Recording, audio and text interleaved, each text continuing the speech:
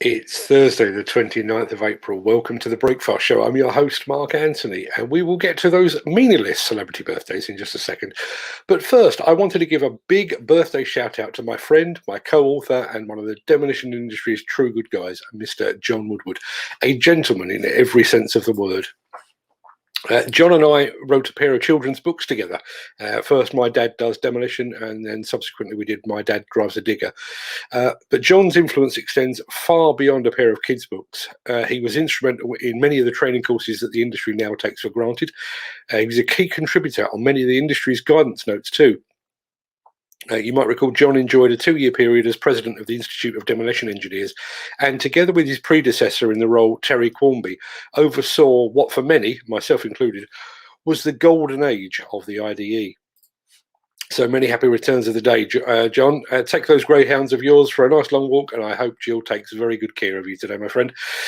Of far less significance, today is also the birthday of Duke Ellington, Emperor Hirohito, Willie Nelson, Jerry Seinfeld, and Daniel Day-Lewis. So, John, you're in very good company.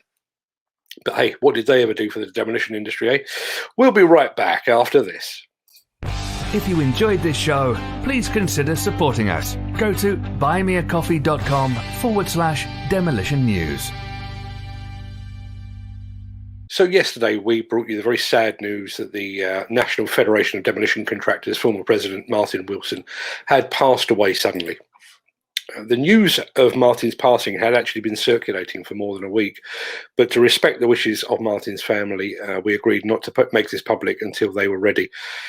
I never got to work with Martin directly during my time as the NFDC's press officer. In fact, he was actually part of the 3-man delegation that fired me after I'd let rip, not for the first time and certainly not for the last, about the number of deaths still occurring on demolition and construction sites up and down the country. As I was leaving Resurgam House that day, Martin patted me on the back. He wished me well and told me that if I kept my nose clean, I'd be back soon enough. I subsequently failed to keep my nose clean, and I never went back, but I did appreciate the sentiment. Having not worked directly with Martin, I'm not really in a position to speak about him, so I will just repeat the words of another former NFDC president, Paul Brown, who I spoke to once I'd learned of Martin's passing. And Paul basically said, I'm in total shock. Another of the good guys gone. Our thoughts are with Martin's family, his colleagues and his friends. Sadly, we also have to report the passing of another well-known name in demolition circles, as Bradford-based Gill Demolitions has entered voluntary liquidation.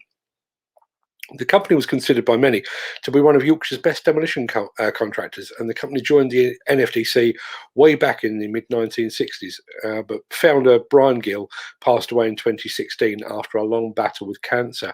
And in 2019, before the pandemic swept the world, the company held a retirement sale to auction off much of its plant and equipment fleet. Even though this does look like a controlled departure from the demolition arena, we never like to see a well-respected and well-established firm going out of business, but we do wish the Gill family and all the company's former employees well in the future. Now, there was shock and consternation when it was announced that the Middle Eastern state of Qatar was to host the 2022 World Cup. There were accusations of corruption to win the bid in the first place. There were concerns about player health in the stifling heat, but the tournament was subsequently shifted to the winter period.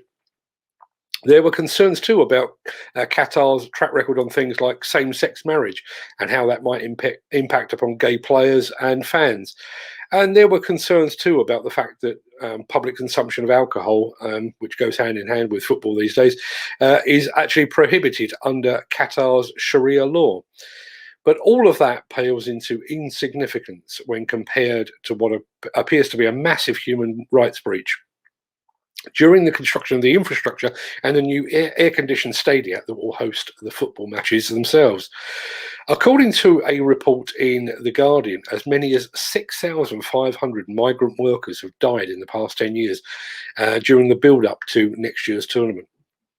So what you're about to hear is an extract from an interview on NPR radio in which The Guardian's Pete Patterson explained the findings of his research into migrant worker deaths in Qatar, including those who died while constructing venues for FIFA's 2022 World Cup. This is a part of that interview.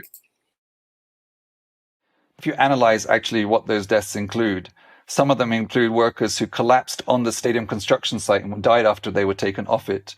Others died in road traffic accidents on their way to work in a company bus. And many others died suddenly and in an unexplained way in their labor camps. So it's highly contentious to say those deaths are non-work related. The larger figure of 6,500 represents all those workers from 5 South Asian nations who have died in the past 10 years in Qatar.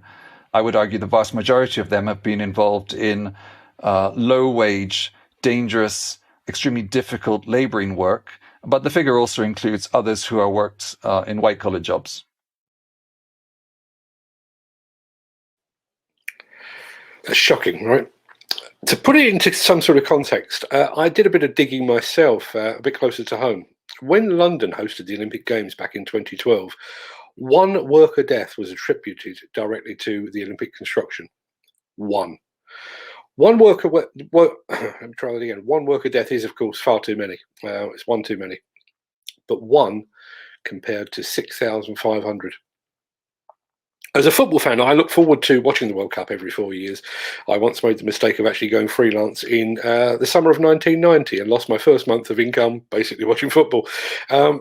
I genuinely love the World Cup, cheering on the plucky African and Asian nations, admiring the flair of the Brazilians, secretly wanting to buy an Italy shirt, and then watching as the Germans ultimately and predictably win the whole thing on penalties.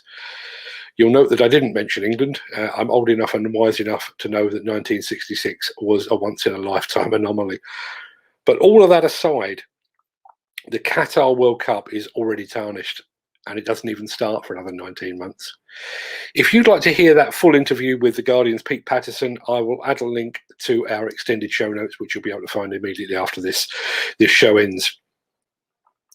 Today's show was a little more serious than our usual fare, I'm afraid, and I make no apology for that. But if you prefer something a little more light-hearted, then you'll want to be here at 6 o'clock tonight. Hi, it's Nick Drew. I'm here with the guys at Abiljo. Today we are going to be giving you a tour of their facilities. This machine is the first of its kind in Europe. It's the Lugong 995F DM. I'm going to be talking to Sunbelt Rentals about its record-breaking deal with JCB.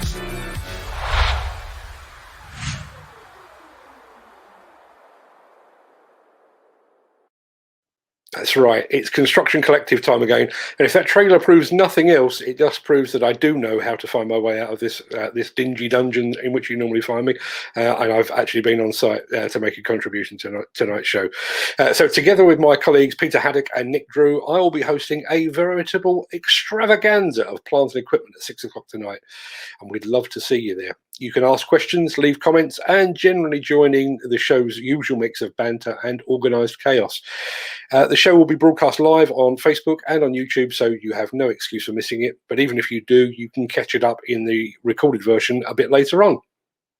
But mark it in your diary, set a reminder on your computer or on your mobile device at 6 p.m. tonight for the Construction Collective. As they say, be there or be square. With that in mind, I need to go and get ready for that show, so I will love you and leave you. Just two more things before I do that. I did the second of our Instagram live shows yesterday afternoon. You can catch that over on our Instagram TV channel. Just go over to Instagram and search for @demolition_news. And on tomorrow's Breakfast show, I will be joined for our monthly chat by Neil Edwards, the CEO of market intelligence provider The Builders Conference. We'll be looking back over yet another bumper month for construction and demolition contract awards. So join us then if you can. Until then, have a great day. Stay safe. Look after yourself, your family, your friends, and your colleagues. And thanks for watching.